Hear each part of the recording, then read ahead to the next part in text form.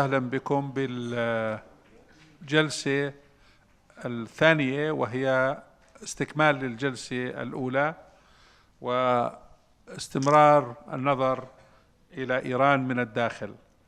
على البانل في عنا شخصيتين مهمتين، واثنين من إيران أو أصول إيرانية. الأول الدكتور محمد مرندي، وهو أستاذ الأدب الاستشراقي في جامعة طهران،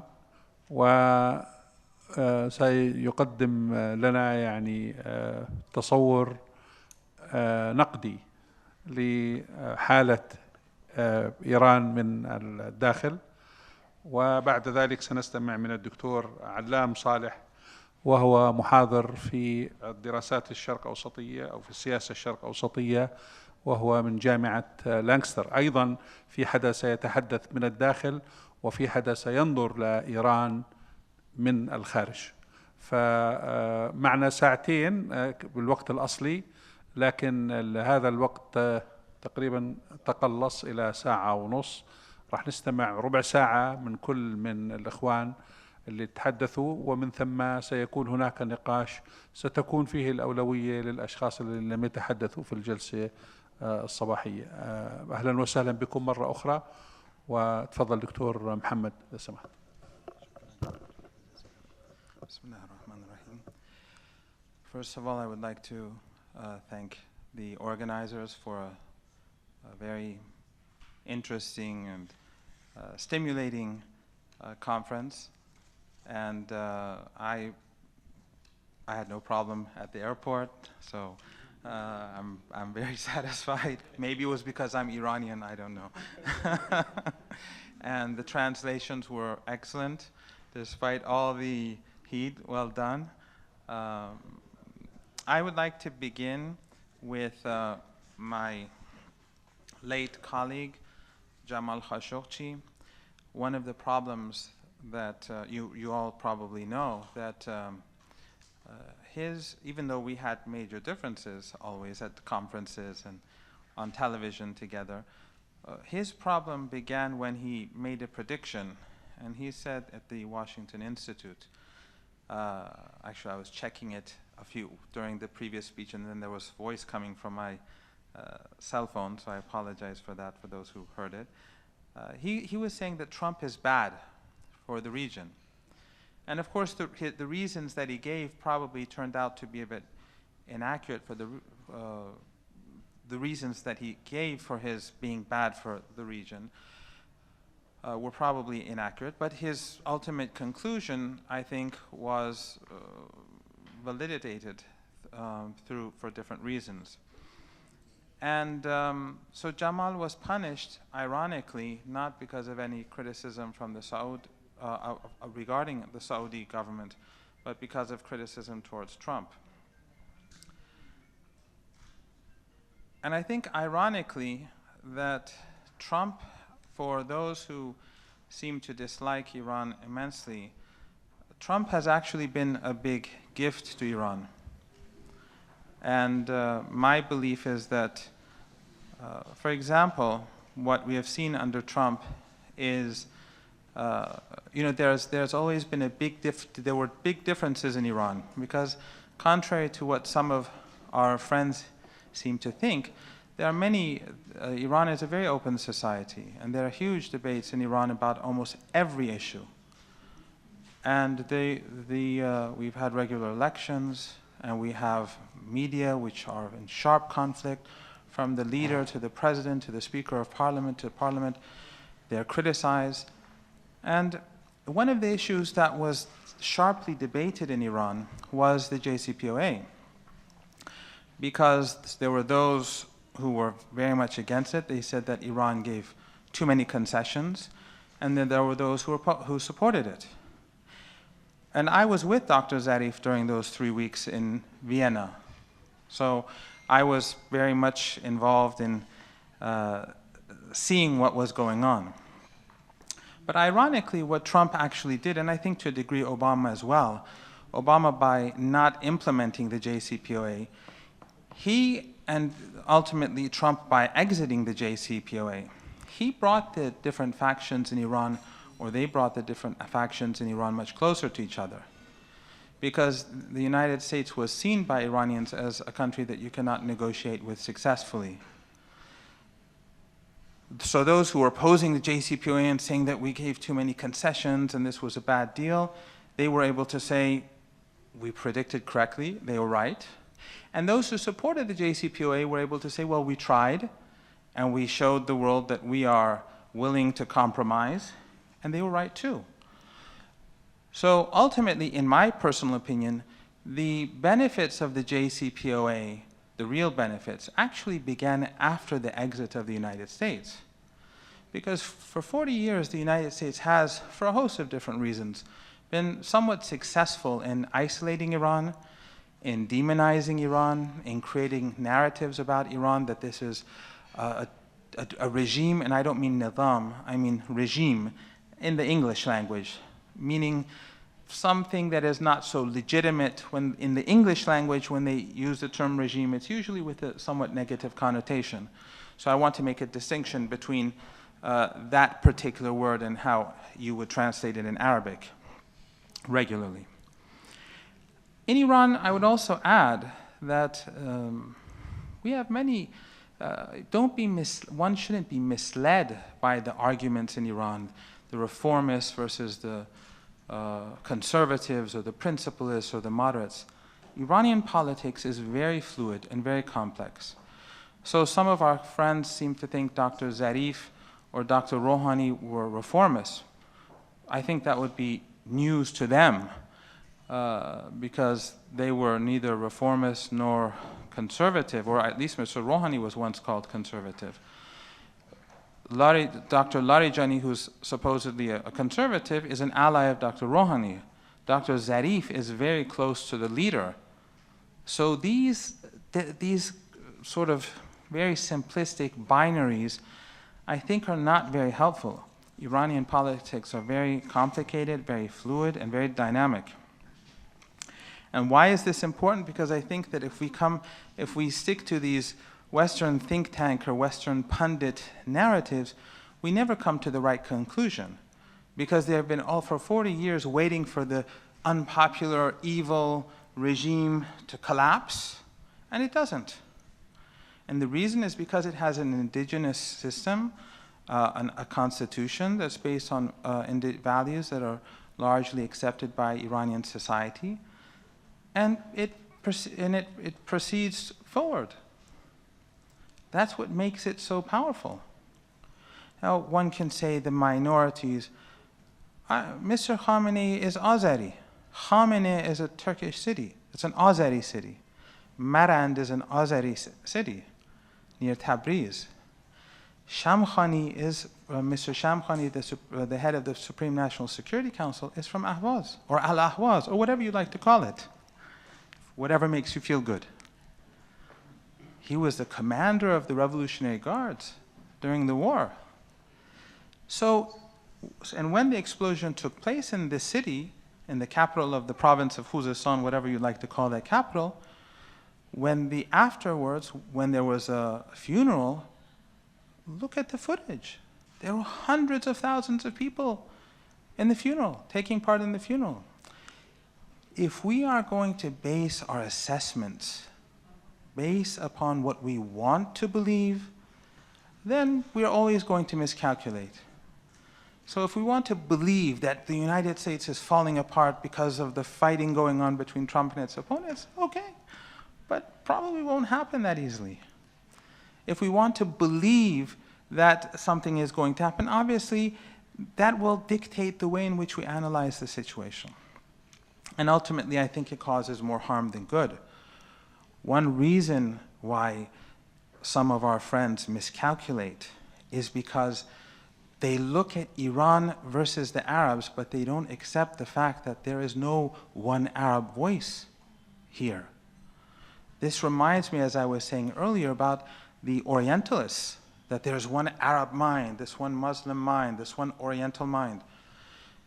The reason why Mohammed bin Salman failed in Yemen is he wanted to believe that Yemenis are Iranian proxies. No, they are people who have their own ideas, and not all of them agree with the Saudis. Is Al-Hudaydah a Shia city? The province is Sunni, it's Shafi'i, but they resisted more than anyone else against this overpowering army. So let's be more nuanced in the way in which we assess the world that we live in. When I speak to my colleagues, I won't mention some countries. When I speak to colleagues from Qatar, from Yemen, from Iraq to Syria to Oman, they have a very different view from some of the views expressed here. Just because their views are different, are they all Iranian proxies? Does that make them Persian? So I assume the Ikhwan, when the Ikhwan comes to power in Egypt, they suddenly become Osmani and betrayers. If in Syria a different faction of the Ikhwan joins the militant opposition, they're good guys. We cannot have our cake and eat it too. The Ikhwan, the different branches of the Ikhwan with all their differences, they're indigenous. They have their own ideas too. They were elected to power in Syria, in Egypt, and then they were overthrown by a coup or a revolution. However, I don't know, maybe some people here would see it as a revolution. But in my opinion, it wasn't. It was a coup. He was elected president. With regards to Iran sending contradictory messages, towards the United States, I don't think that's the case. I think that Iran's position is quite clear. Foreign Minister Zarif said if the United States changes its stance, goes back to the agreement, behaves differently, we can talk. That's what Mr. Khamenei also said over 3 years ago. He said that if the United States implements the JCPOA faithfully, then we can perhaps begin discussing other issues with the United States. But both under Obama, the United States failed to do so, and under Trump, of course, we went to the extreme. Iran was at the negotiating table with the United States. So I think that some of this goes back to maybe the influence of certain centers of power, whether in the United States or whether in this region, that some of the things that come out of Iran are distorted or not even presented. And sometimes, for example, some person who has no position anywhere altogether, I remember once a few years ago, a person in Iran who had no position of influence said four capitals in the Arab world were controlled by Iran or something like that. I don't remember exactly what it was. And this person who had no position on all the media controlled by certain countries, it was stated as if this was a government position. They never pointed out that they were going to put him on trial for saying this. They never said that he was taken to court for saying this. They never said that this person had no authority. Let me give you a very brief, I used to be the dean of my faculty for a brief period of time, for 3 years. When the war in Yemen took place, very silly, foolish, tragic Saudi adventure. Because I'm at the Faculty of World Studies, we have different departments from different parts of the world. From the President's office to the Revolutionary Guards to the Foreign Ministry, they were calling me every day, literally, during the first few weeks of the war, saying, do you have any experts on Yemen? They didn't even know Yemen that well. They knew Syria, they knew Iraq, they had good connections in Lebanon and Egypt, but they didn't know Yemen that well. What the Saudis did to Yemen brought Yemen closer to Iran. Just as what the Americans did in Iraq brought Iraq closer to Iran. What the Saudis and the Americans did to Afghanistan brought Afghanistan closer to Iran.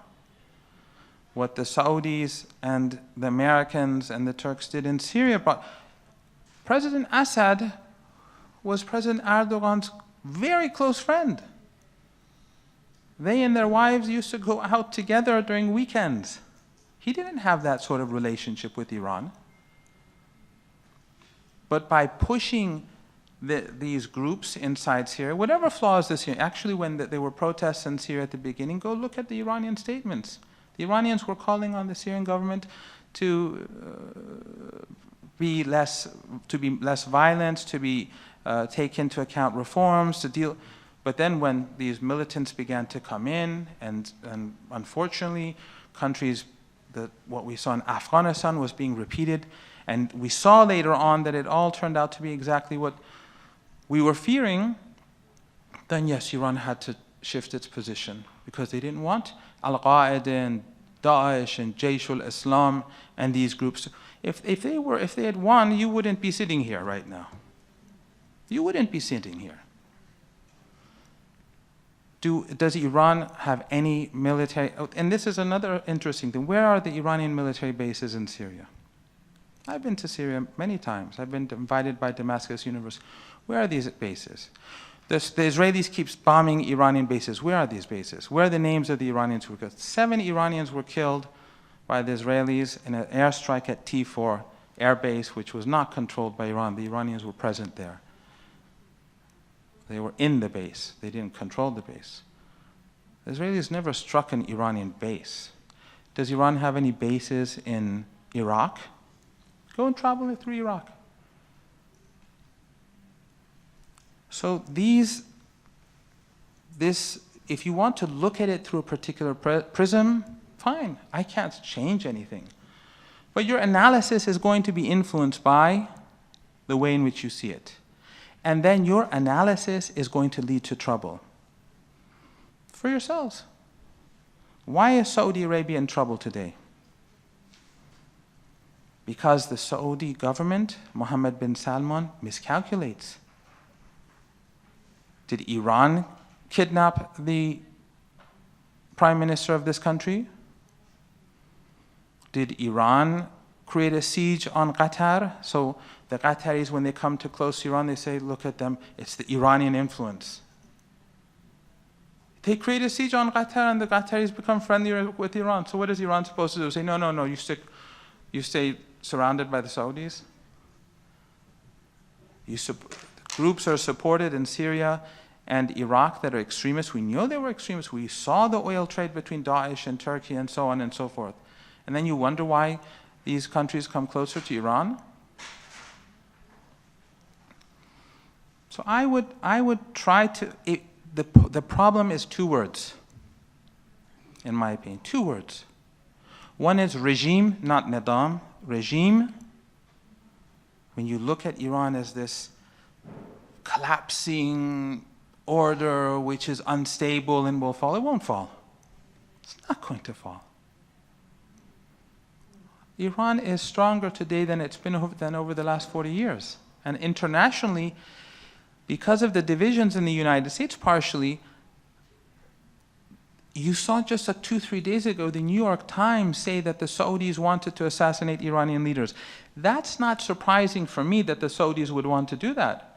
What is surprising for me is that this would be from the New York Times.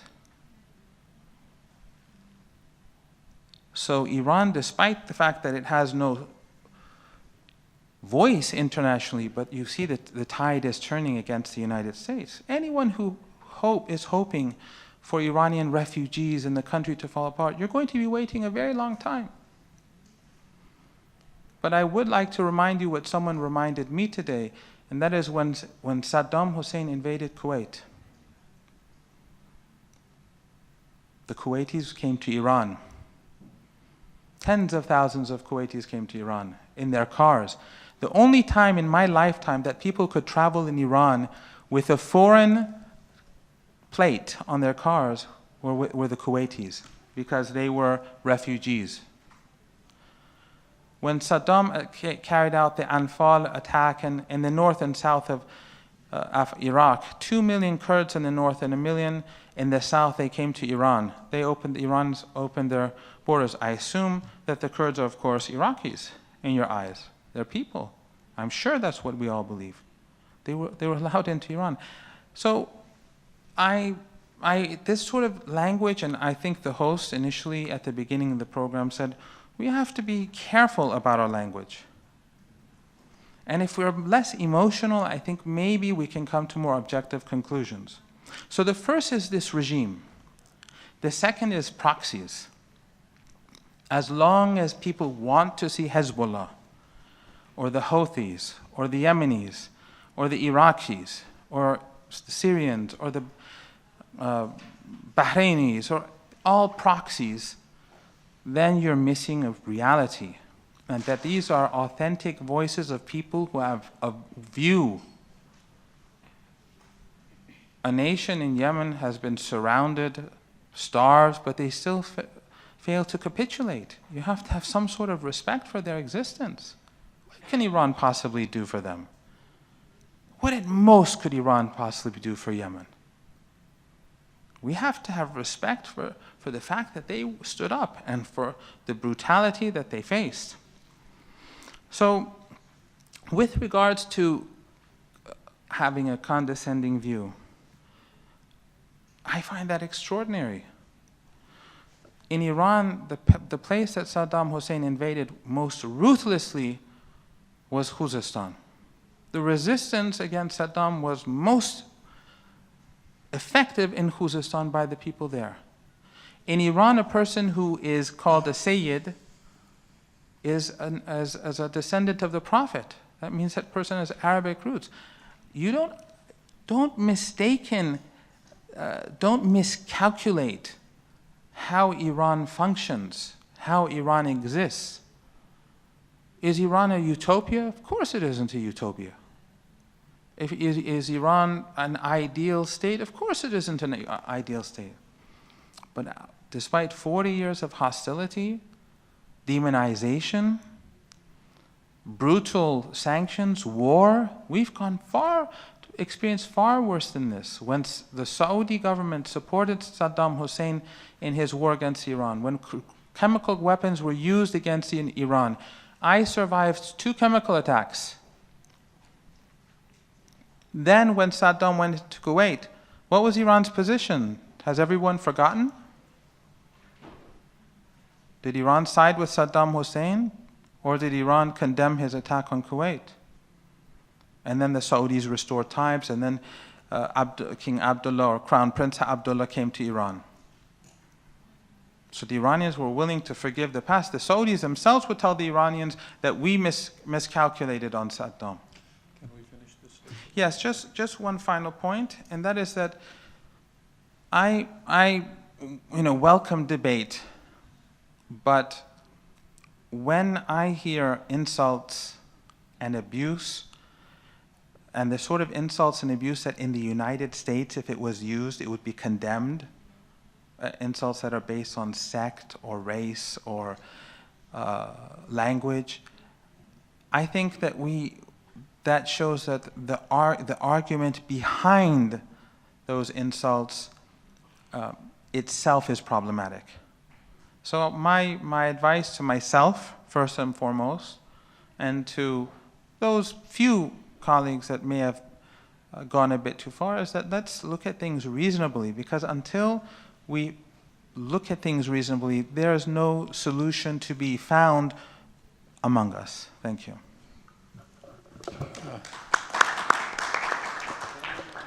شكرا للدكتور محمد مرندي على هذا الطرح لكيف يمكن أن ننظر إلى إيران من الداخل وإلى محيطها العربي، وذكرنا أنه في تنوع في وجهات النظر، وأنه الموقف العربي لا يعني حتى داخل الدولة الواحدة أنه هيك الناس كلها. في المجتمعات اليوم فيها تنوع وفيها تعددية وفيها وجهات نظر متعددة، وأحيانا كلنا نقع ضحية الستيريوتايبنج أو التعميمات الكبرى هاي، إنه هذول تابعين للجهة الفلانية، هذول واقفين هذا الموقف وإلى آخره. أظن أنه أعطانا الكثير من القضايا اللي ممكن نفكر فيها ويدور حولها نقاش معمق في ما يتاح لنا من وقت بعد أن ينهي الدكتور علام صالح نظرة إلى إيران من الخارج. تفضل دكتور. Well, let me start by thanking the organizers, first of all, the Conrad Institution and also the مركز الدراسات القدس للدراسات السياسية، وخاصة الأستاذ سماحة الأستاذ عريب الرنتاوي، وأيضا هالة سالم، سيدة هالة سالم وهالة أبو غزالة، وأيضا المترجمين المحترمين هناك اللي لهم دور كبير في استضافتنا اليوم، وأيضا المصورين في نفس الوقت. فبعد الشكر، طبعا أنا عندما قيل لي أول يوم أنه ستقام المؤتمر في الأردن، بعدين قالوا بيروت، فكنت أنتظر أن تقام في بغداد ربما غدا أو بعد غد.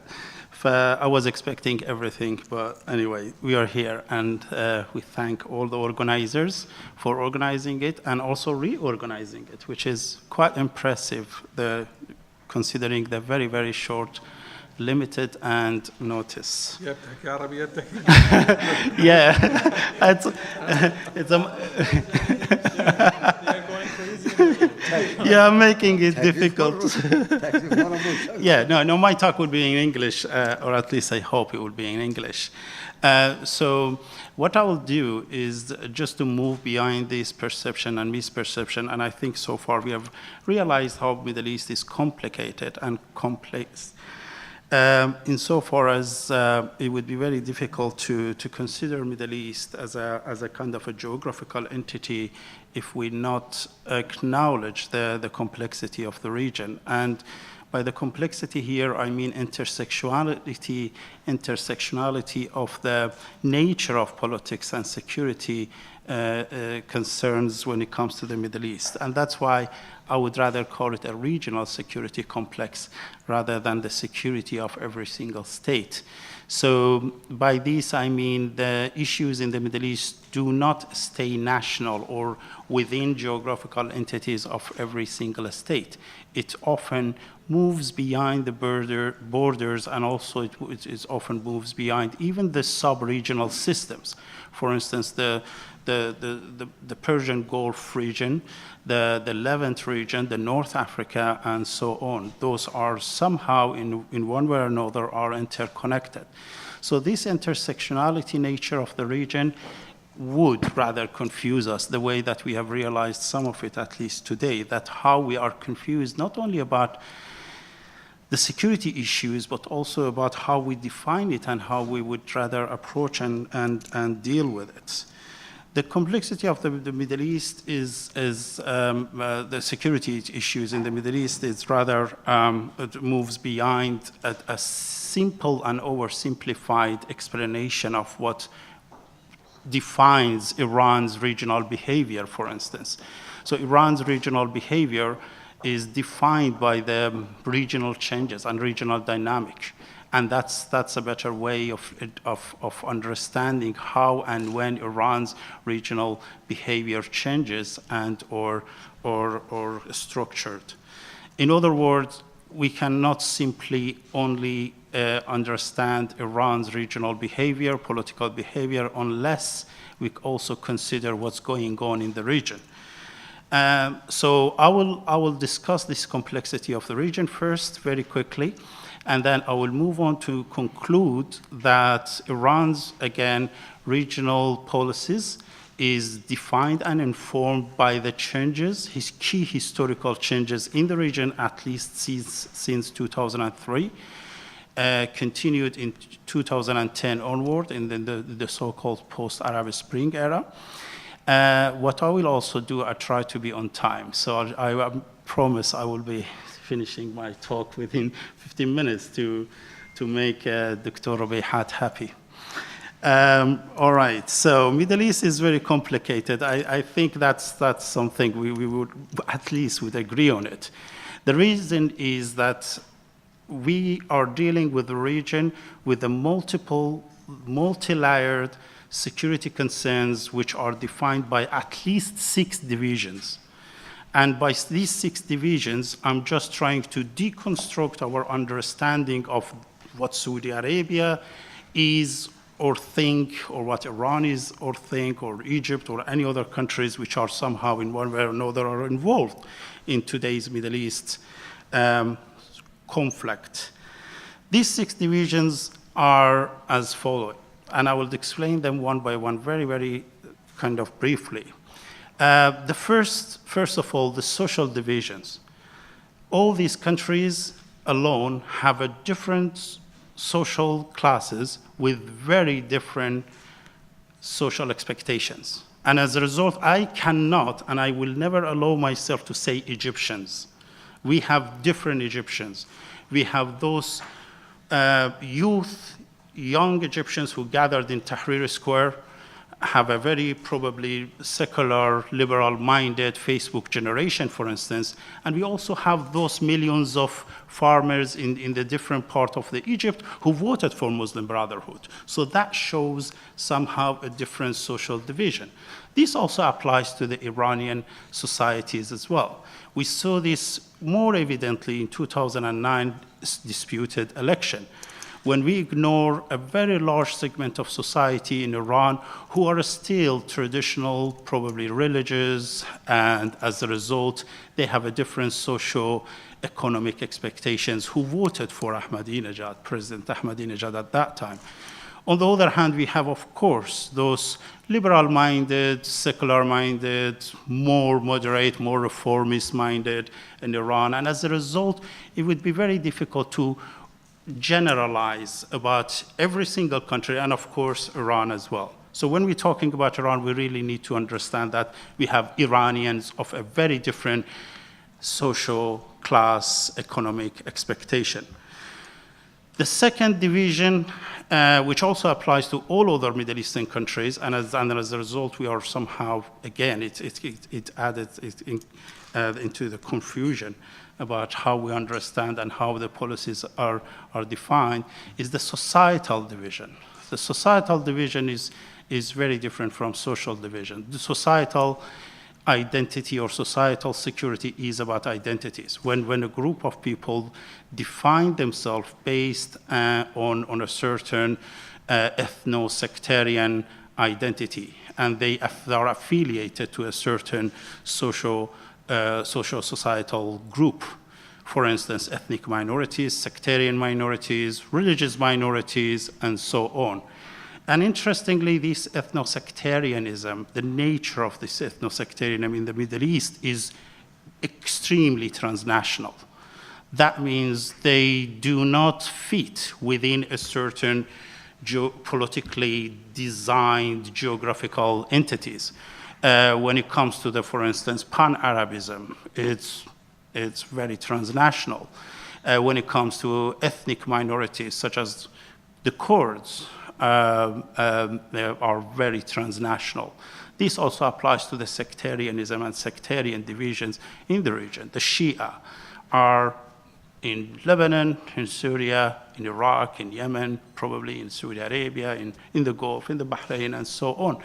So as a result, we are dealing with a very transnational and intersectional divisions, which make things more difficult. And what I'm just trying to do is to move beyond these oversimplifying issues that Tehran thinks this way or Riyadh reacts this way and so on, to show somehow to create or raise a question marks rather than answering the question.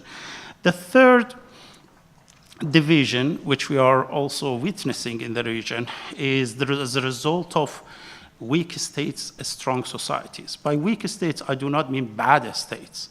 I just mean that states who are not necessarily legitimized by a large segment of their societies.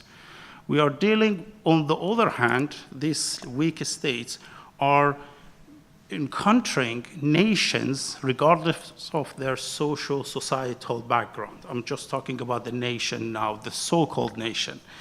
This is particularly important since the idea of nation-statehood is a very new concept in the Middle East, and we are still struggling in defining this incomplete process of nation-state building in the region. We are dealing with artificial borders who do not represent the reality of demography of every region when it comes to ethnic affiliation or sectarian or sometimes ideological.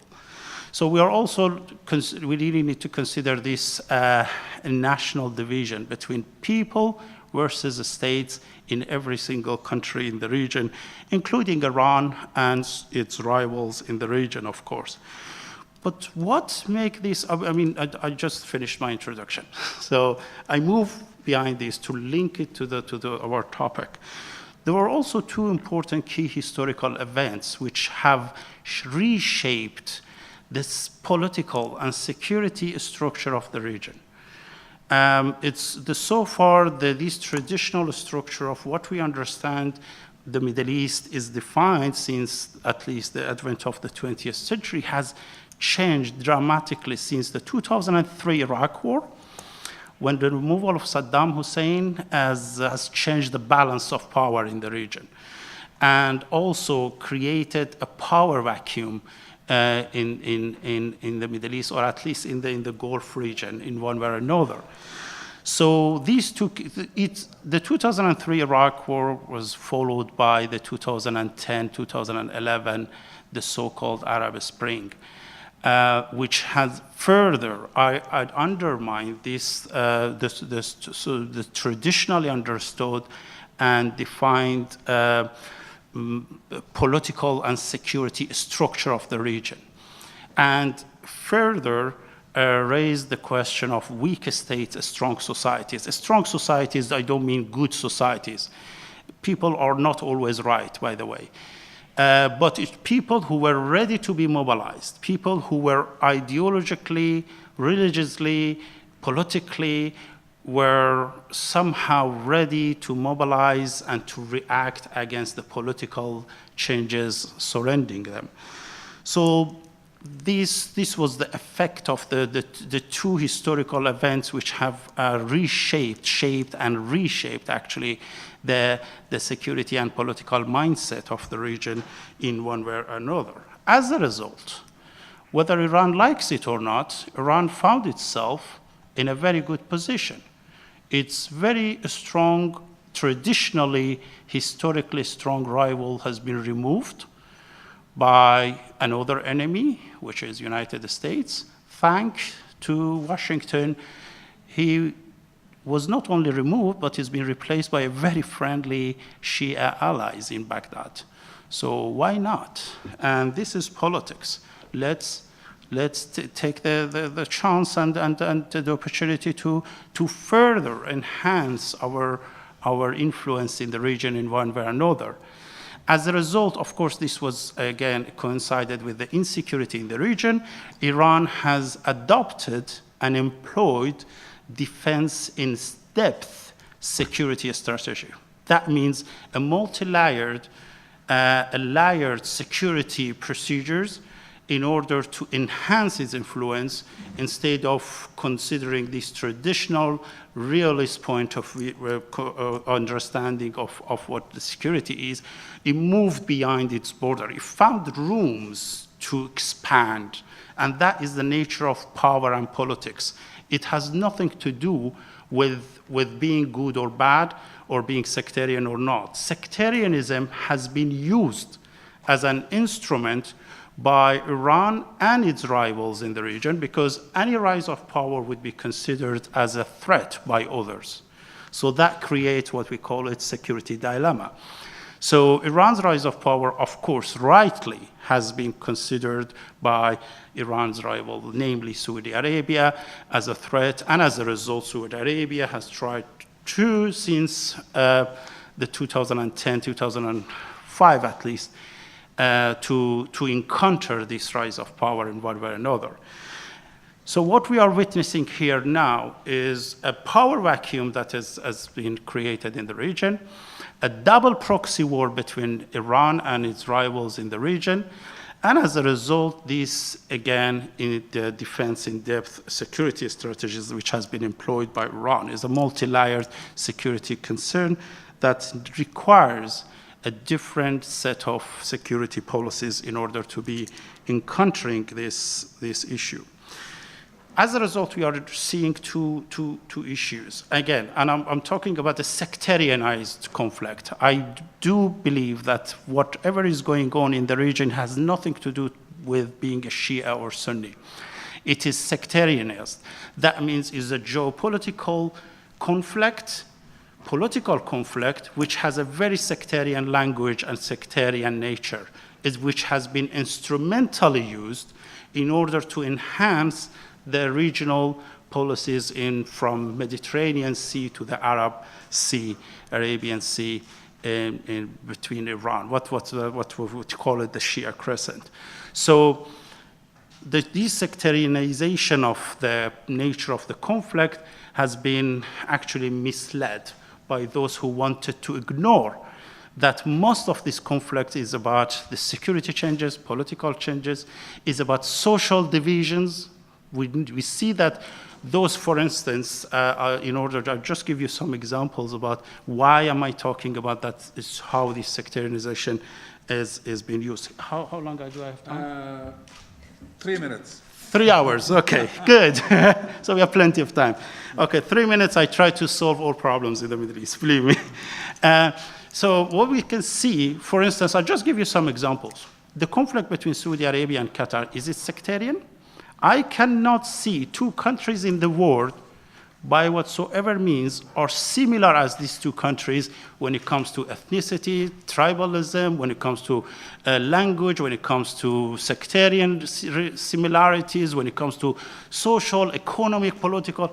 These two countries are extremely similar to each other and neighboring. But there is a big division between the two. Why? That is not about Shiism or Sunnism. Iran's support of Hamas is not a sectarian. And Iran also supported Sunni groups. And I'm not judgmental. I'm not saying this is good or bad. I'm just giving examples to show that issues are not necessarily sectarian, however, are deeply sectarianized and instrumentalized in order to enhance their political ends, both, and I'm talking about Tehran and Riyadh, in order to achieve their aims. So we are talking about securitization. That means both rivals are securitizing each other, are politicizing issues if you like, and as a result, we are just dealing with this securitization and politicization of politics, which are somehow translated into the sectarian language in one way or another. And I hope I was on time. Thank you so much. You're welcome. شكرا كثير للدكتور علام صالح، وأظن أنه يعني أخذنا فود فور ثوت، وبننتظر الآن لتشريح هذه. أظن أنك حكيت لنا أنه في 6 عوامل، تناولت 3 منهم، وإحنا بانتظار ال3 الأخريات في خلال النقاش. الآن نفتح باب النقاش مع يعني مراعاة الوقت والأولوية لمن لم يتحدث في المرة السابقة، ونبدأ بالدكتور إذا سمحت.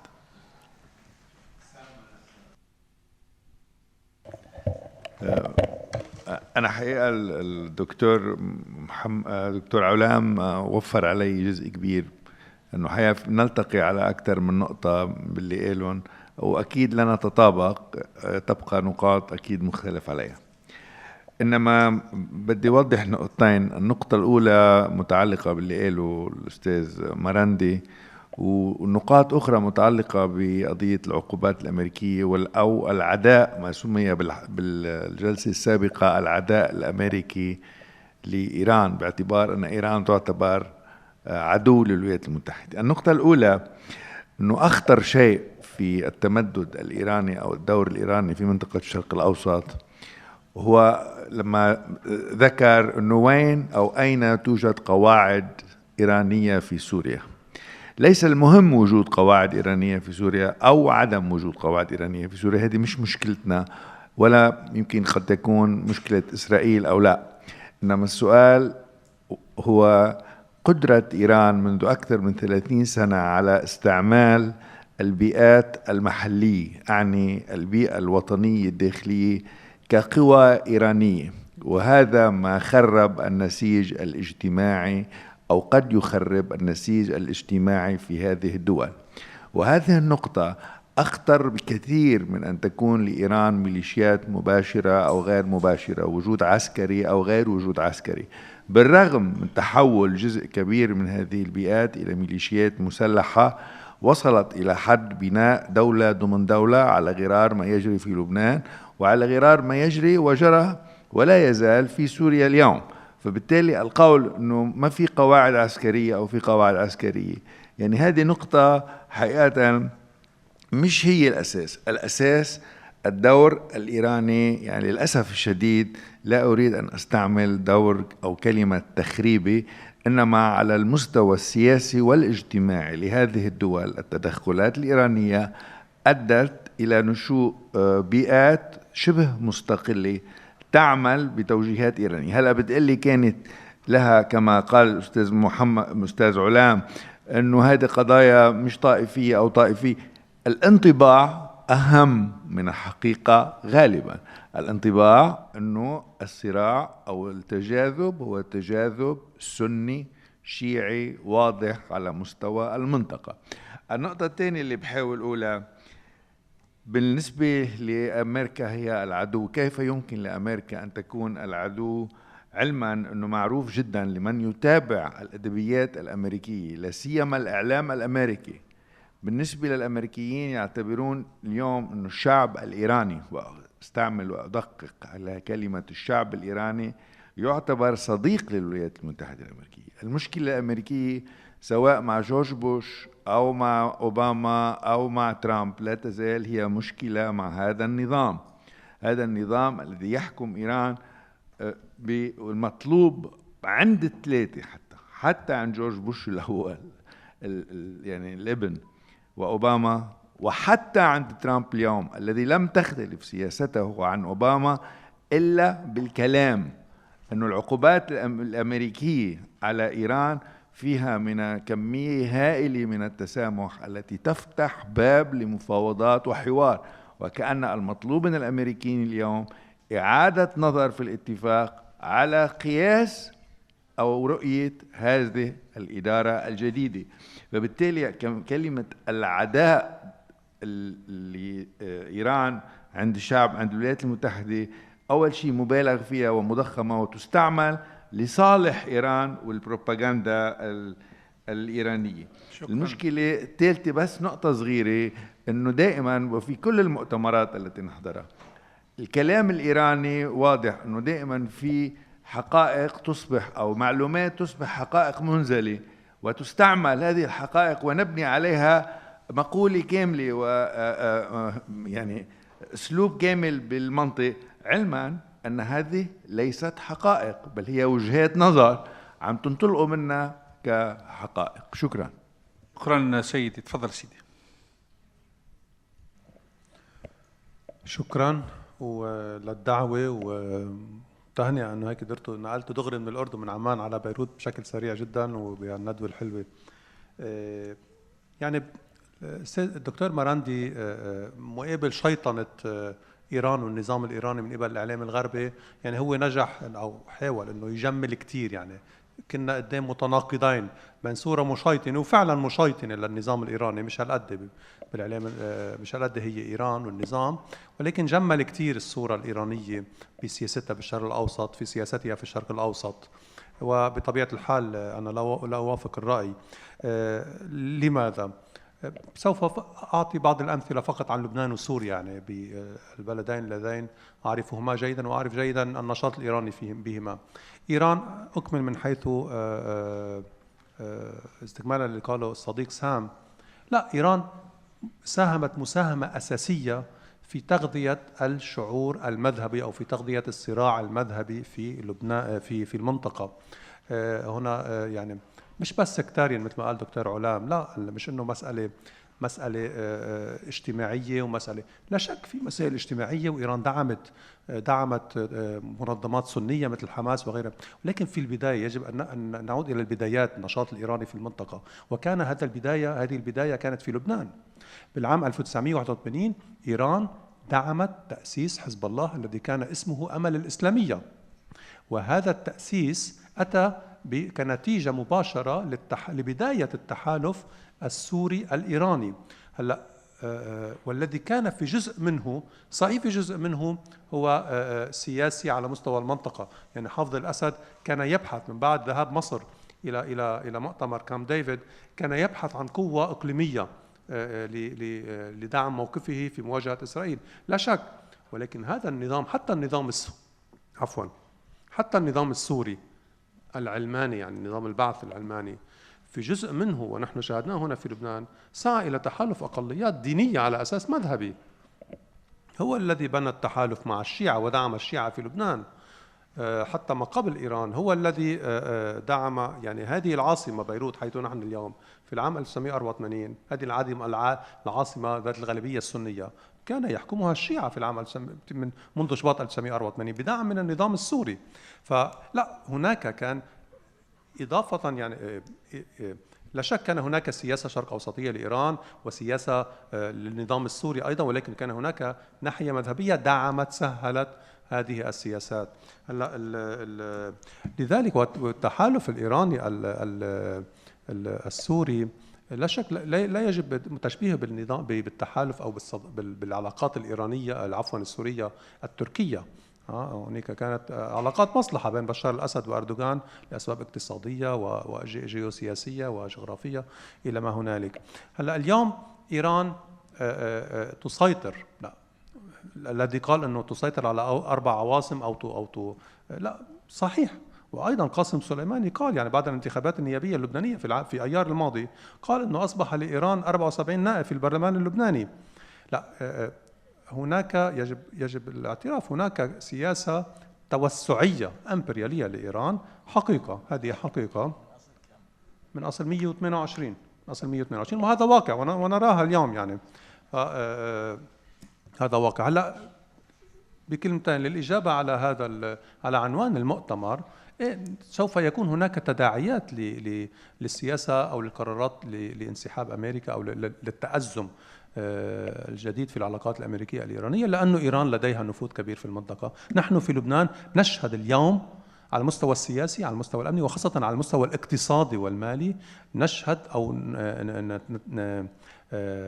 تنعكس علينا هذه التأزمات بسبب العقوبات التي تفرض على حزب الله وما يشبه اليوم الحصار السياسي للبنان شيئا فشيئا. الحصار السياسي شيئا فشيئا لبنان، شاهدنا ذلك عندما شارك رئيس الجمهورية اللبناني في قمة في الأمم المتحدة، في الجمعية العامة العمومية للأمم المتحدة، لم يستقبله أحد، ونرى حصار سياسي أكبر فأكبر في لبنان، هذا فيما خص لبنان من تداعيات. شكرا سيدي. وإحنا نتحدث عن إيران والعالم العربي، لا زال مهيمن على تفكيرنا أن الدول العربية، الأقطار العربية أو المجتمعات العربية تقع ضحايا للتدخل الإيراني. ما هو التأثير اللي كشف عنه قدرة إيران على الاختراق والتدخل، وكيف تعاملت دول العالم العربي مع هذا التحدي في تحسين جبهتها وتحسين مجتمعاتها وظروفها بحيث تكون محصنة ضد مثل هذا الاختراق؟ ربما هذا في أسئلة التحدي والاستجابة يعني نفكر فيه ضمن هذا المنظور. دكتورة هدى إذا سمحتي. أولا شكرا للدكتور مرندي على إيضاح كثير مهم، هو جهلنا في العالم العربي عن التركيبة الحقيقية للسلطة والسياسة والرجيم، يعني للنظام والحكم في إيران. أكيد نحن بلبنان وبالعالم العربي نخضع لآلة إعلامية، وهذه الآلة الإعلامية إن كانت أجنبية وإن كانت عربية هي التي تحدد فهمنا للموضوع الإيراني لإيران، للتركيبة السياسية والاجتماعية في إيران. وطبعا هيدا ممكن من خلال اللي حدث بأواخر 2017 كان لدينا شوية حصرية لحتى نعرف ماذا يحدث في إيران. فبالفعل القراءات الأجنبية بالتحديد، يعني العربية ما قدرنا نفهم شيء، ولكن من القراءات الأجنبية الأمريكية بالتحديد والإيرانية الأمريكية قدرنا نفهم أنه ليس هنالك فعليا هذا التناقض الحاد بين ما يقال عنهم أنهم إصلاحيين وهن مش إصلاحيين، وبين الكونسرفاتور اللي هن يعني المحافظين اللي نحن مفكرينهم محافظين. يعني معناتها بدي أقول إن نحن عنا لغط بين مفهومنا للمحافظين ومن هم المحافظين ومن يعني الإصلاحيين وفهمنا لهذه التركيبة. ففعليا نحن بالعالم العربي نجهل فعليا هذه التركيبة ومن هو إصلاحي ومن هو غير إصلاحي وماذا حدث وما يحدث في إيران. نحن عندنا اتيكات اسمها ولاية الفقيه، ومن يعني نشتم على ولاية الفقيه أو نشكر بولاية الفقيه. فلذلك عندنا مسألتين اللي هن الإيجابي والسلبي، اللي هن اثنيناتهم ما بيعبروا عن هذا الواقع. هذا من جهة. من جهة تانية بدي أقول أنه يعني لا نريد أن نجمل صورة إيران، ولكن لا نريد أن نشيطن صورة إيران. يعني كباحثين جديين يعني الأكيد نحن بدنا نحاول نفهم شو عم بصير.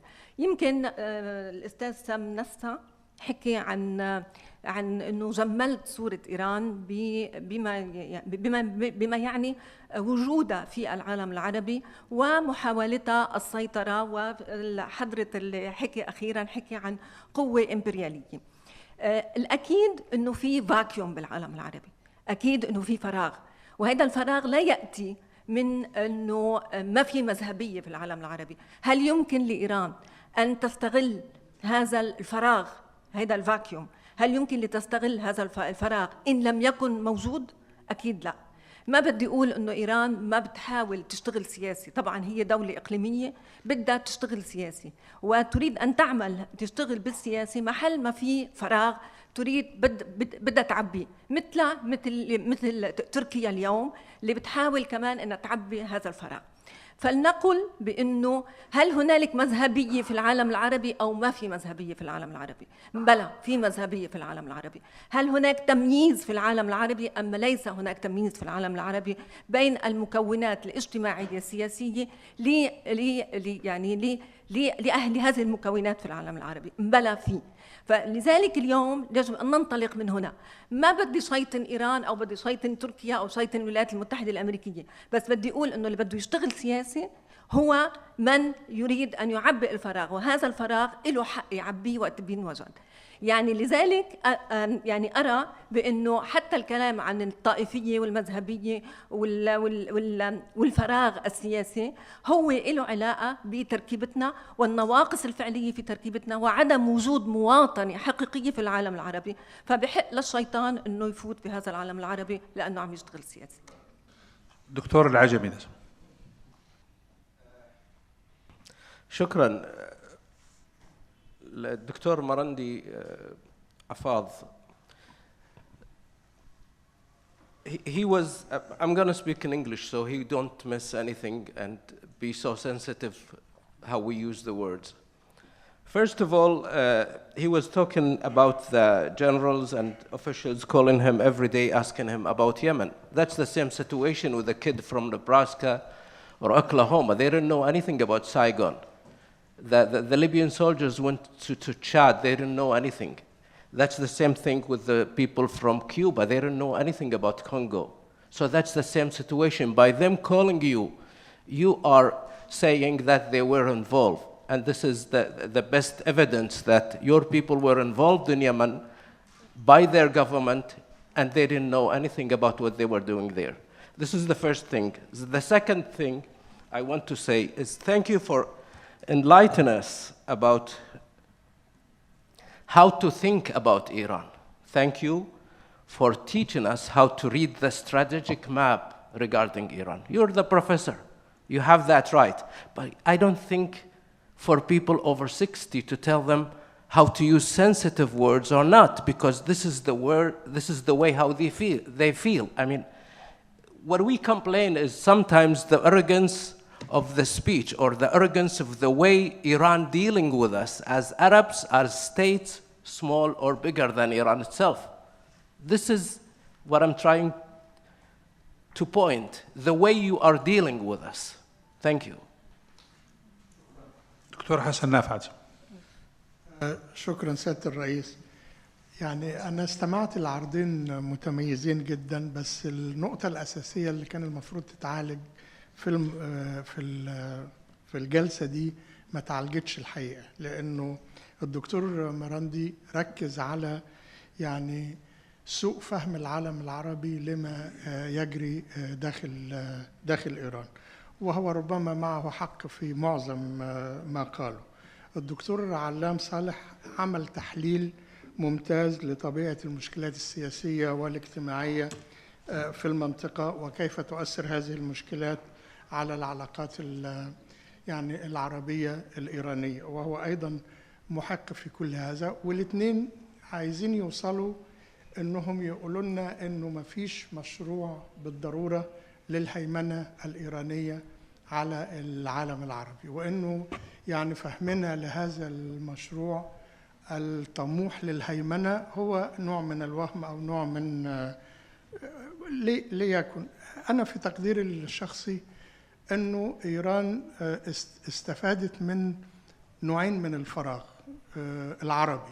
الفراغ الأولاني أنه العالم العربي تخاذل عن دعم القضية الفلسطينية من أول زيارة السادات للقدس وحتى نهاية هذه المرحلة.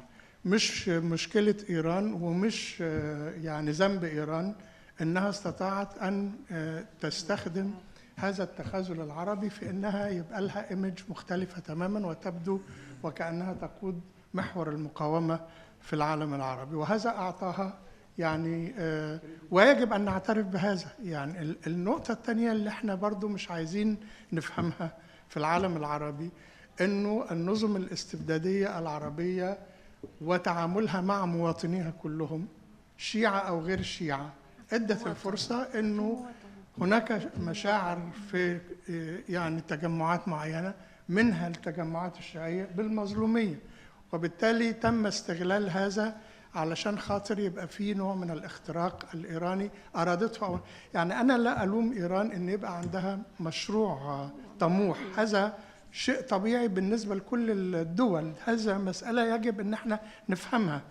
إنما أنا بس يعني ده بياخدنا لنقاش آخر اللي أنا كنت محتاج أسمعه، وعايز إخواننا الإيرانيين يعني نستفيد بوجودهم أنهم يشرحوا لنا، لأن الموضوع زي ما هو محطوط في الجلسة أنه كيف إيه هي الديناميكية الداخلية للنظام الإيراني، قدرته على مواجهة العقوبات الاقتصادية الأمريكية، يعني إلى أي مدى العقوبات الأمريكية سوف تؤثر على البوليتيكال داينامكس أو السوشيال داينامكس، علشان خاطر نشوف إلى أين يتجه المجتمع الإيراني. هل رمور راديكاليزيشن، اتجاه محافظ أكثر، اتجاه ثوري أكثر، أم اتجاه إصلاحي أكثر؟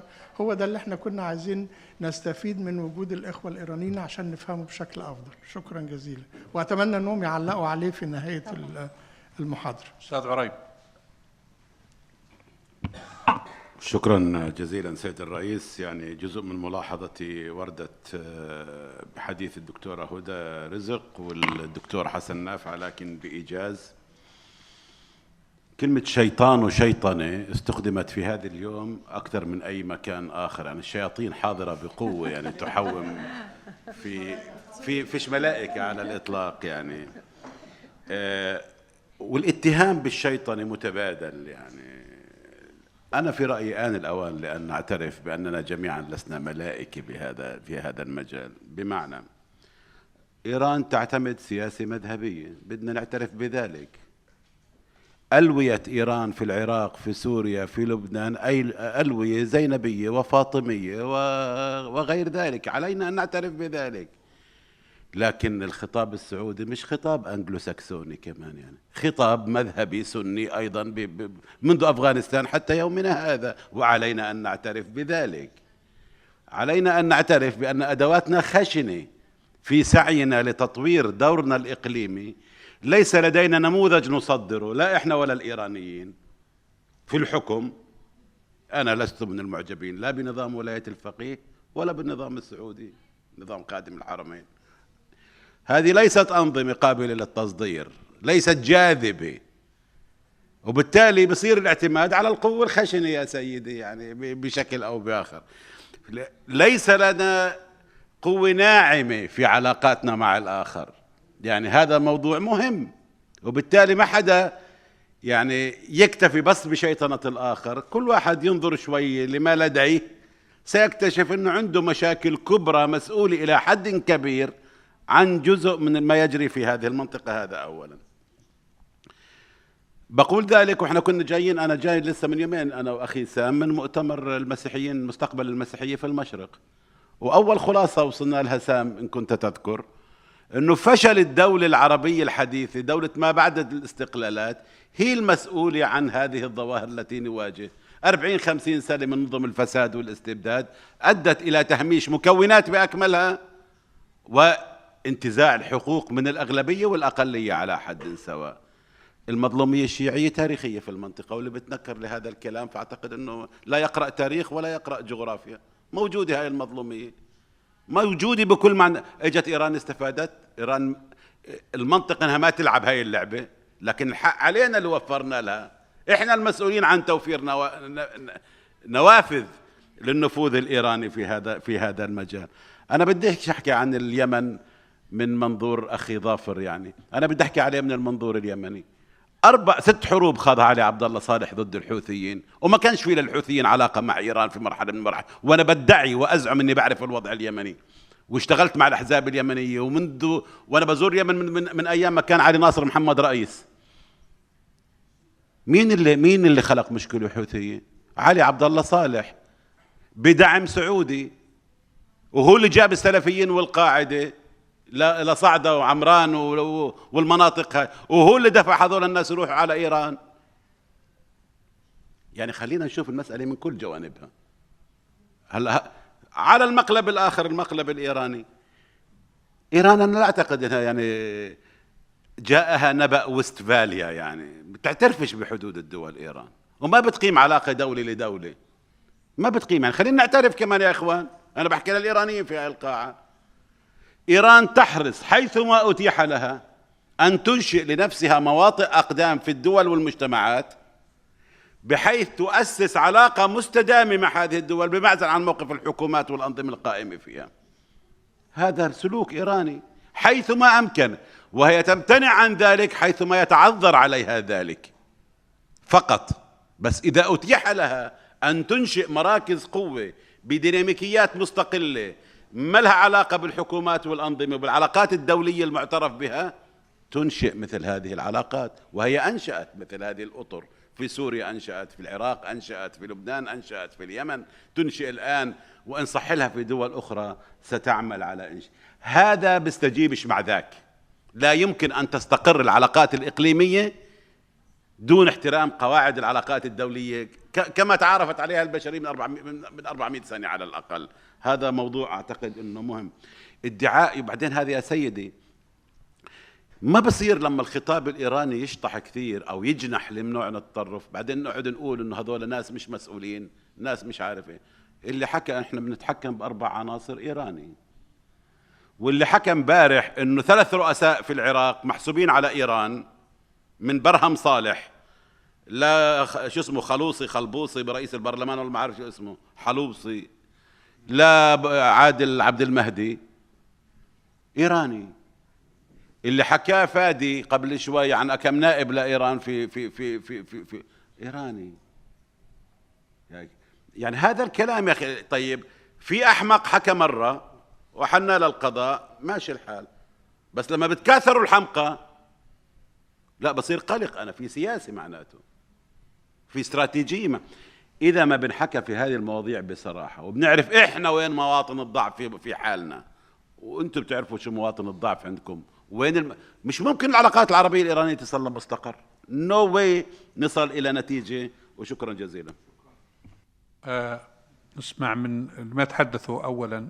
يوليا إذا سمحتي. Thank you so much. I already started to feel that I'm being discriminated based on my gender.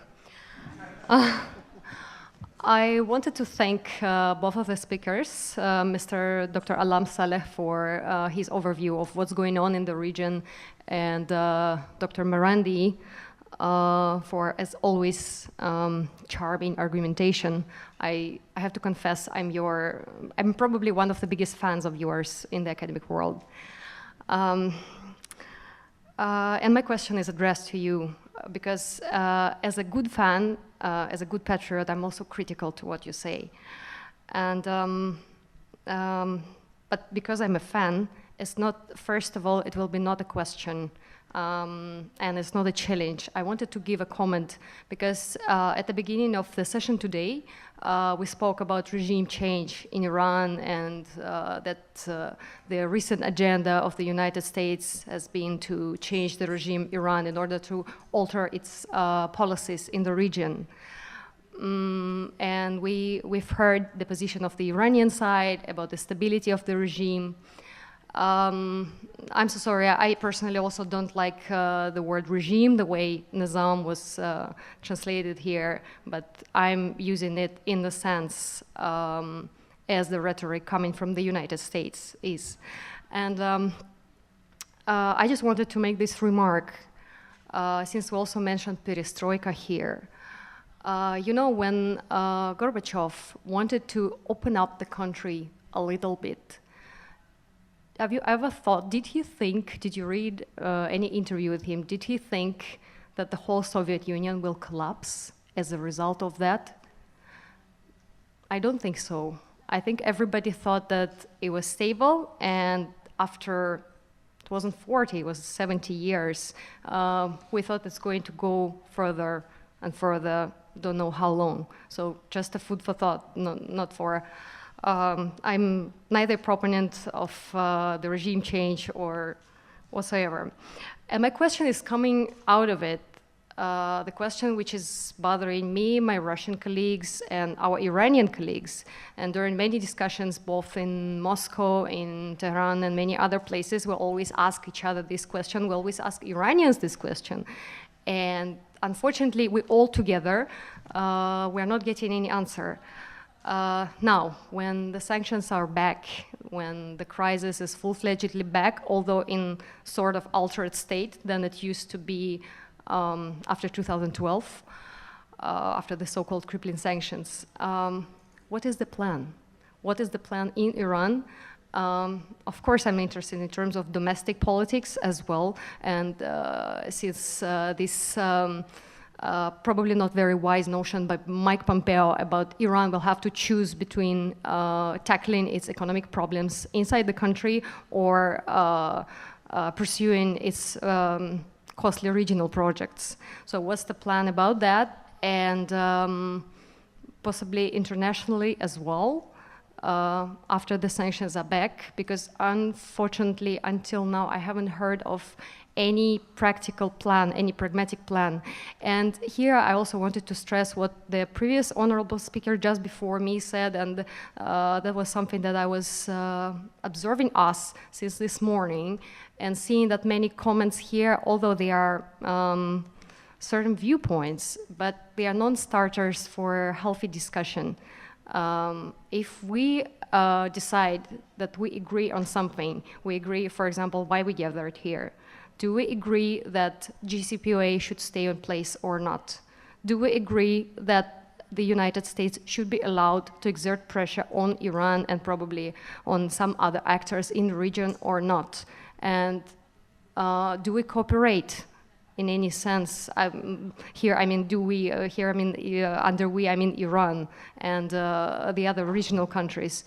Are you going to cooperate to help Iran in this regard. And we said about the importance of international agreements, international norms. So are we going to stand for that or not? Of course, there's been a lot of rhetoric, and it's normal that every country is trying to sort of beautify the image and project its soft power.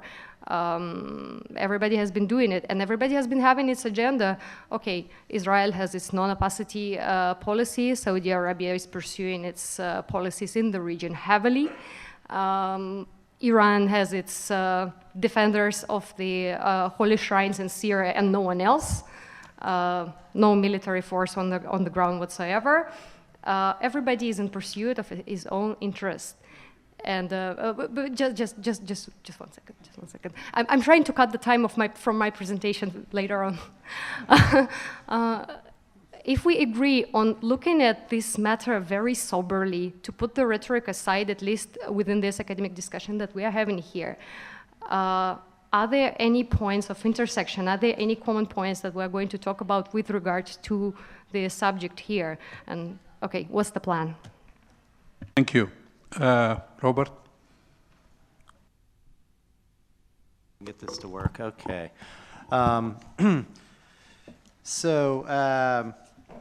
Mainly due to my own lack of self-confidence in my Arabic, I'll give my questions in English, but I will deliver my talk in Arabic later.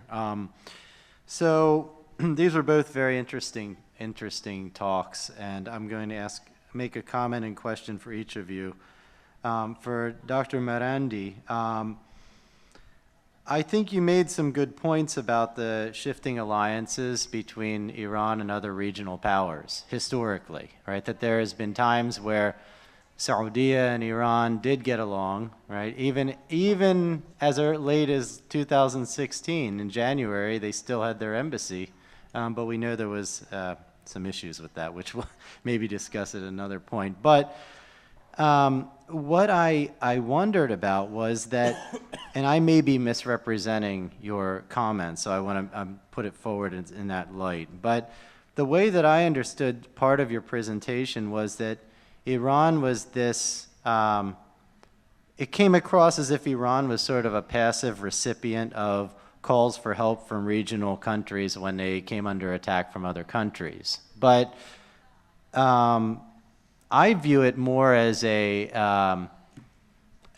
policy of opportunism on the part of the Iranian government, that when there are disruptive events in regional countries, yes, there are a desire on the part of some of the parties in the conflict to have help from another state, and then Iran is willing to offer that support. So for example, in the case of Qatar, as soon as the blockade is put in place, within, I believe, the next day or several days, there's 5 airplanes flying from Tehran to Doha with food. Who initiated that? How did that come about? You know, the boasting on the part of some of the ministers in the Iranian government about increased trade relations between Qatar and Iran having doubled or more in the first 6 months of the Iranian New Year. I mean, not to say this is good or bad, but this is an indication that there's a benefit on the part of Iran to the disputes between other states in the region. And I don't think we should just, I guess I should say, I don't think that we should paint over that issue. And also, sometimes the parties that Iran supports in other countries are not in the nation state. For example, Iran's involvement with Lebanon when it was in a civil war, it wasn't that the Lebanese army reached out to Iran and said, come and support us. It was particular groups in Baalbek and other places that received support from some members or individuals, or however we want to view it. So, in the case of Yemen, the Houthis, yes, they do control Sana'a, and some could argue that they are a Yemeni government, but they're not the internationally recognized Yemeni government. Now, I personally have some issues with the term internationally recognized when it comes to so-called President Hadi, because I have a problem in the way in which he was elected as a one-candidate election. But you know, nevertheless, let's not go down that rabbit trail. The point is that it was one group within a very complex conflict in Yemen that that has received support from Iran. Now, others have received support from others. So I guess that's the kind of the question is, can we really view Iran as this kind of passive recipients of call for aid? And now for Dr. Saleh, I love the way that you described the divisions in the Middle East. I think that's very accurate. But I think that we shouldn't ignore, and I don't know, I may have missed this in your talk as well, but I don't think we should ignore the issue of resource competition as a major factor in conflicts in the region. I tend to view the primary conflict between Iran and Saudi Arabia as being driven from competition over oil rent. Thank you. So I'm wondering if that's something you can address a little bit, Thank you. The resource course. We have very little time left, and we have 4 hands, and speakers asked for at least 10 minutes each. So we have to make a very difficult choice. 1 minute each, please. Fayrouz. الحديدة بيتكلم الأخ من إيران الحديدة، وهي بيتكلم السعودي عن الأخ الكويتي عن الحديدة. الحديدة معركتين بين شرعية بدعم السعودي إماراتي معتمدين على القاعدة والإخوان المسلمين والمرتزقة بلاك ووتر لتدمير الشعب وأبناء الحديدة، والحوثيين بدعم إيراني يعتمدون على تجنيد الأطفال وزجهم إلى محرقة اسمها الحديدة، والاثنان يقتلوا لتحقيق أهداف سعودية إيرانية، والمجني عليهم هم اليمنيين. في هناك تغييب وتعتيم إعلامي عن ما يحصل باليمن، وحتى لما تسألوا عن خبراء يمنيين بالوضع باليمن يا أما يكونوا محسوبين على إيران أو محسوبين على السعودية، وكل التقارير اللي توصل ليس موجودا بالحقيقة. واللي يريد يبحث عن اليمن يذهب إلى الحديدة ويرى الدمار من جوع وتشريد وإلى آخره. شكرا. ستي دقيقة إذا سمحتوا. دكتور سليمان. بسم الله الرحمن الرحيم. بعلق أنا على الأخ الأستاذ مراندي، بس أنا لفتني حتى المعلقين عندهم تعليقات تستحق الرد.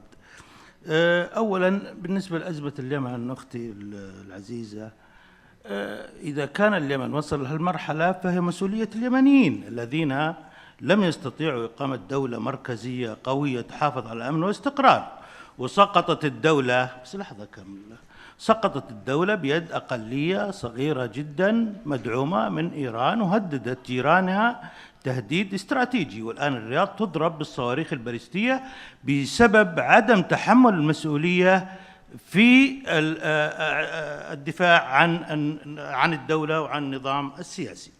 أما الأستاذ عريب وقد شارك في الهجوم على المملكة العربية السعودية، أنا أقول إنه المملكة أولا ليس لديها مشروع مماثل لمشروع إيران، هذه حقيقة. ولم تكن الحقيقة المملكة تود القيام بالمواجهة لا مع إيران ولا مع غيرها، ولكن نظرا لتضعضع قوة القوى العربية التقليدية في المشرق العربي، وأنتم تعرفون من أقصد، وجدت المملكة العربية السعودية نفسها في المواجهة. وهذا أولا حق الدفاع عن النفس وحق الدفاع عن المجال الاستراتيجي أو الفضاء الاستراتيجي، ولا أحد ينازع في ذلك. أما عن النموذج فاليسار العربي الذي تكلم باسمهم الأستاذ عريب لم يقدموا للأمة أي نموذج صالح للحكم، وحتى لو كانت الدول القائمة على فكرة الدين غير نموذجية وغير ديمقراطية، إلا أنها ما زالت مستقرة ومتماسكة وتحقق لشعوبها مكاسب حيوية وحضارية. شكرا سيدي. بس لحظة لو سمحت برد على الأستاذ مرندي. هو هاجم المملكة هجوم شنيع. وبالنسبة للموقف في اليمن، المملكة مثل ما تدخلت إيران في سوريا استجابة لدعوة حكومتها، المملكة تدخلت في اليمن استجابة لدعوة رئيسها الشرعي. وعفوا على كلامك، الرئيس هادي رئيس شرعي. ليش؟ لأنه جاء بتوافق سياسي وانتخب بانتخابات شعبية.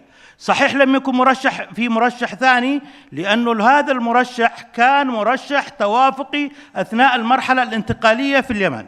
وأنا أعتقد أنه الهجوم على المملكة العربية السعودية بمناسبة الهجوم على إيران غير محق، لأن المملكة لم ترتكب أي أعمال مخلة بالأمن الوطني لأي دولة في المنطقة. والمملكة العربية السعودية على كل ونحن على فكرة يتكلمون عن التعددية، لم تأتي إيران لتحقيق الانسجام في التعددية في الدول العربية، جاءت لتغليب الأقليات على الأغلبية، وجاءت لتعزيز الاشتباك الاجتماعي بين الأقليات حتى. ولذلك الفكرة الإيرانية ليست فكرة للانسجام الوطني، وإنما للتفجير الوطني. شكرا يا سيد. دكتور ديسات، بعدين أرجع لك حاتم. شكرا يا سيدي. يعني بتعليق بسيط حتى نستفيد من هذا الحوار، إنه كيف نتعامل مع بعضنا البعض. أنا بعتقد أن هناك أزمة ثقافية في العالم العربي وفي إيران فيما يتعلق بلغة التعايش، فيما يتعلق بعملية الوين وين سيتويشن. هناك ثقافة موجودة في إيران وفي العالم العربي، لا بد من منتصر ولا بد من مهزوم. يا إما إحنا ننتصر وتنهزم إيران، يا إما تنتصر إيران وتنهزم. هذه الثقافة اللي يجب أن ننميها، إنه يا أخي نستطيع أن نتعايش مع بعضنا البعض. ولتقف إيران، وأنا أتفق، يعني أستطيع أن أتفهم ما قاله الأستاذ محمد مراندي، مع أنني لا أتفق مع الكثير منه، أنه فيما يتعلق بالنمطية اللي نتعامل مع بعضنا البعض، وخاصة النمطية التي نتعامل فيها في العالم العربي مع إيران، والنمطية التي تتعامل معها إيران معنا، ومفاده يتعلق بالسياسات العربية اللي سمحت لإيران بالتدخل بالنفوذ، أو اللا سياسات العربية. ولكن ما فات الأستاذ مراندي إنه، وكما قيل من بعض الملاحظات، أنه صح في هناك إخفاق في السياسات العربية، لكن اندفعت إيران بهذا النفس الطائفي إلى حد ما، بحيث أصبحت يعني عملت خلخلة في الجانب العربي، مما أدى إلى كل هذا النزاع. لا يعطي إيران المبرر إذا كان هناك خلخلة في الجانب العربي أن تدفع بهذا العنف لنقف في وين إحنا واقفين اليوم. لذلك أنا أدعو حتى لهذه النخبة والجميع أنه يعني نستطيع أن نحاول أن نفهم بعضنا البعض ونؤمن بعملية التعايش، لأن موجودين في المنطقة ولن يلغي أحدنا الآخر، لا إيران ولا العرب. سنبقى هنا، إما أن نتعايش وإما أن نبقى في حرب مستمرة. شكرا. معنا دقيقتين ومتحدثين اثنين. أستاذ حاتم.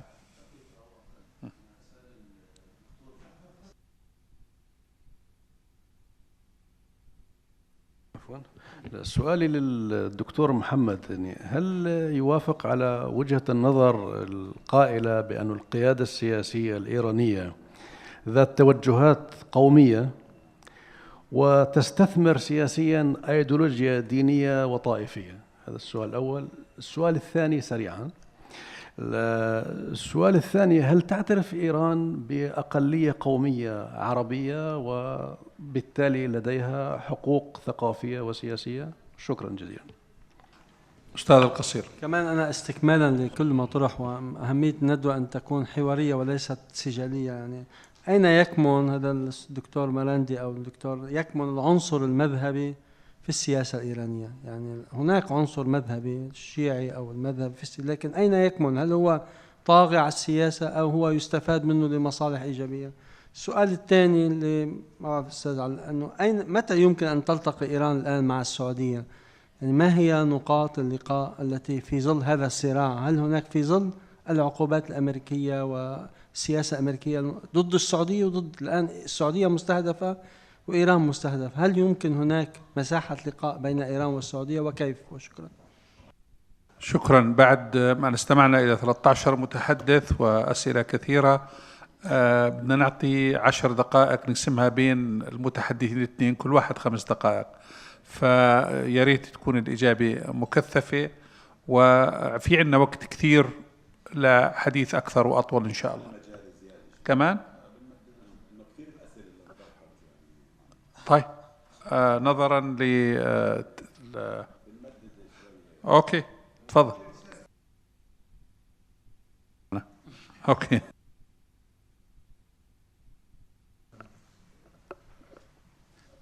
So if I speak too long, you don't say the Iranian is not letting us eat. It's not my fault. I'm going to apologize from the beginning because I won't be able to respond to most of the questions, because if you look at my paper, I just can't even find them. First of all, I would say that with all due respect, I don't see any moral equivalence between the two sides in Yemen and the starvation being imposed on Yemen. And the point both in war, people get killed, and there's no ideal situation. But you have to accept that there's an extraordinarily unequal amount of power exerted on one side, yet that side fails to win. And that's what I'm saying when they say Iran versus the Arabs. No, there are different views in the Arab world, and unless we accept that there are these voices, certain people are going to continue to hammer people and think that by hammering them they're going to get what they want. It's not going to happen. Saudi has lost in Yemen. It's a fact. With regards to what my colleague said about Iran playing a passive role, no, actually I said exactly the point that you mentioned. I said that Iran, when this happened to Qatar, let's say you're an advisor to the Iranian government, would you say otherwise? Would you say, yes, help the Saudis with their embargo? Why? Why should Iran do that?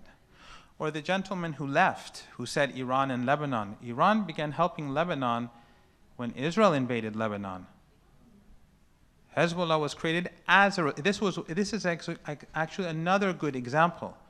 But he also forgets that Iran was also supporting, rightly or wrongly, Saeed Sha'ban and his movement in Tarablos. You may like it or you may not like it, but they were with conflict with Syria over the north of Syria of Lebanon. If Hezbollah was, or the Shia were in the north of Lebanon and other groups were in the south, Iran would be supporting them with the weapons. In the case of sectarianism, when Daesh attacked Arabil, I mean, the Kurds are predominantly Sunni. Who came and saved them when they were on the verge of collapse? Is Iran in love with Barzani? Those who know the relationship, the history between the two sides, does Iran love Barzani? So Iran could have said, excuse me, screw Barzani. Sorry for the translators. But they didn't.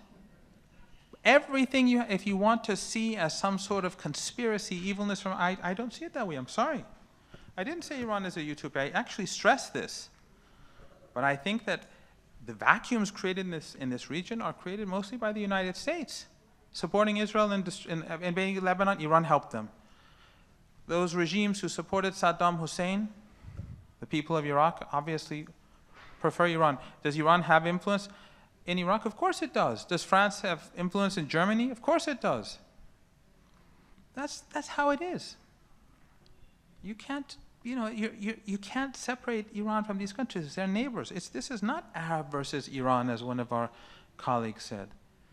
Which Arab, which voice are you speaking about?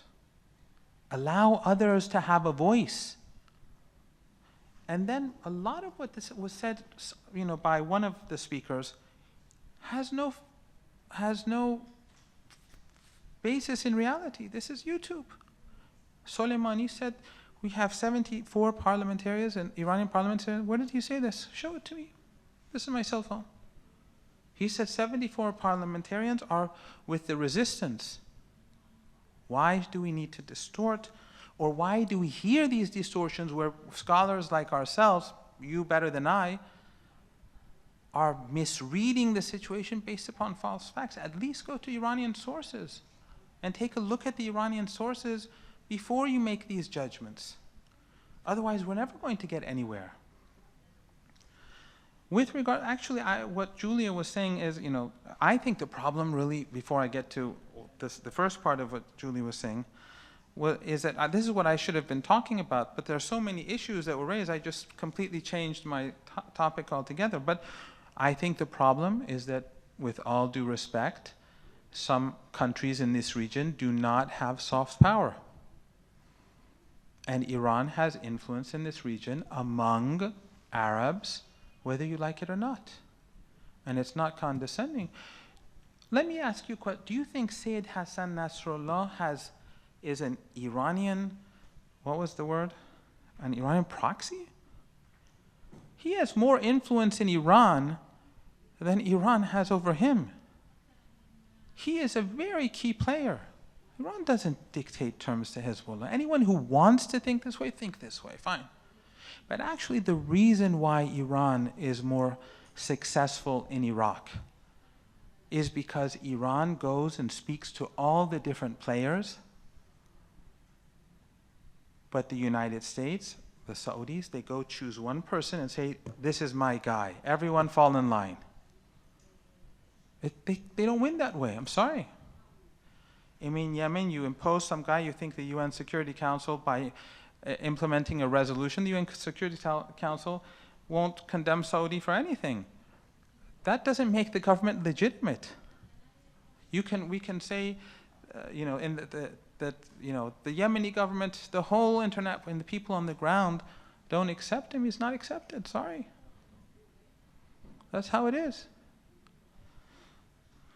So if we want to accept reality, if we want to get out of this mess, we have to start rethinking. With regards to Iran, I'll just right now I'm willing to put it on paper. 1 year from now, if we have a seminar, check everything I said. Iran will not collapse.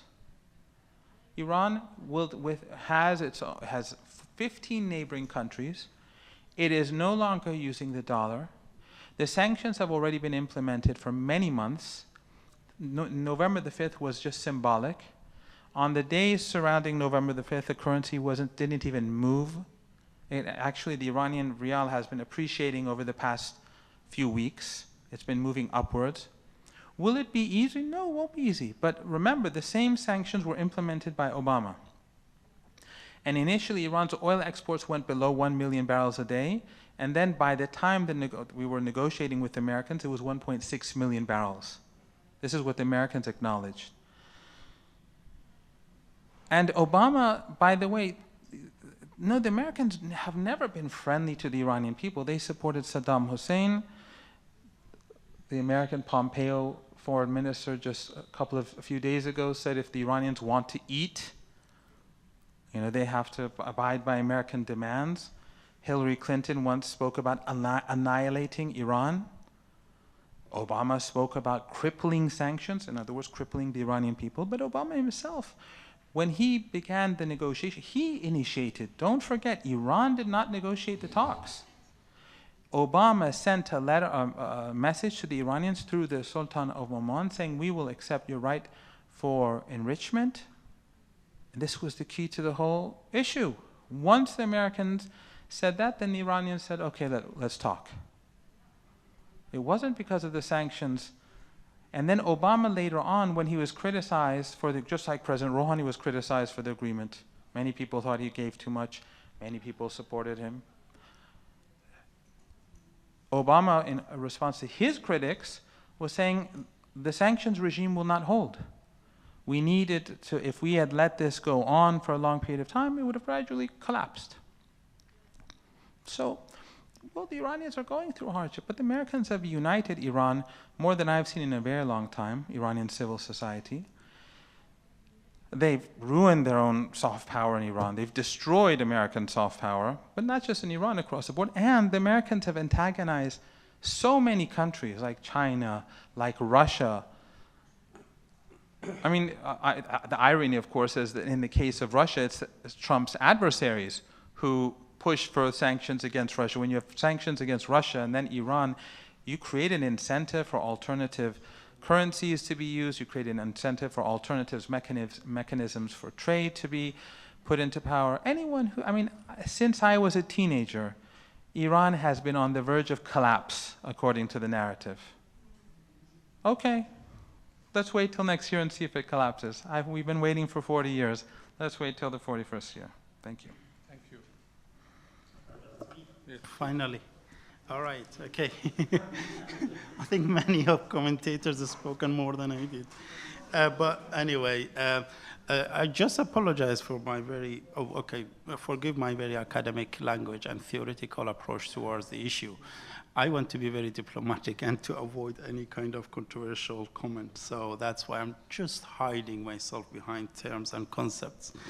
The 6 divisions, first of all, I will talk about 5 points only. As Professor Marandi has just mentioned, there are many questions and still many unanswered concerns. 6 divisions, I meant social divisions. Different societies have different expectations within internal dynamic and domestic politics. A societal division, which is defined and informed by the ethno-sectarianism, and the ethno-sectarian kind of groups. A national division, which is, I mean, people versus states, regardless of their socio and societal background and affiliation. And the 4th division was regional division, which is as a result of this power vacuum and the change in balance of power in the region has occurred at least since 2003. And it's namely the Iran-Saudi Arabia rivalry has been kind of emerged in one way or another. And the 5th division is a political division within every single political system, and the fragmentation within political systems in all different countries, including Iran. In Iran also, when we're talking about the political system, we're talking about fundamentalists, moderates and reformists, which have absolutely different visions, at least when it comes to their internal and probably foreign policy decision making. So that's a political division or political fragmentation. And the 6th one, which is also as equally important, is the international division. We have United States in one hand, and we have Russia on the other hand. So they have their own interests in the region, and as a result, of course, this interest informs their alliances and remaking or realigning themselves with the regional actors. So that's about the 6th division. And when it comes about the sectarianization of political conflict in the region, we have in politics something we call it a structural or a structure agency dilemma. Of course, there are Shia and Sunnis, there are Druze, there are Christians, there are Kurds and other kind of structural issues that we have no control over them. However, how we use this, that entirely depends on the politicians, on the agency, on individuals, on the changes and shifts. And in order to just make things even easier to understand, I give you some examples of Qatar and Saudi Arabia is not a sectarian. And I tell you something that Alawis are not Shia, or at least up until mid-1970s had been considered by many Shia Ayatollahs as an infidel. So how would you really understand Iran allying itself with the Alawite Shias? So the way that the Alawites are considered as a Shia or as an extension of Iran, Shia Persian, or the so-called the Safavid doctrine of controlling the region, is the politicization and securitization of a certain geopolitical conflict, which Iran supported, as I've mentioned, Hamas, which are not Shia. Iran supported Sunni groups in Afghanistan, which are not Shia. Iran supported Qatar. And back to what Robert had just mentioned, politics is about opportunism. is about being opportunistic. You must be. It's about taking the chance to when, and it's changing and it's changing.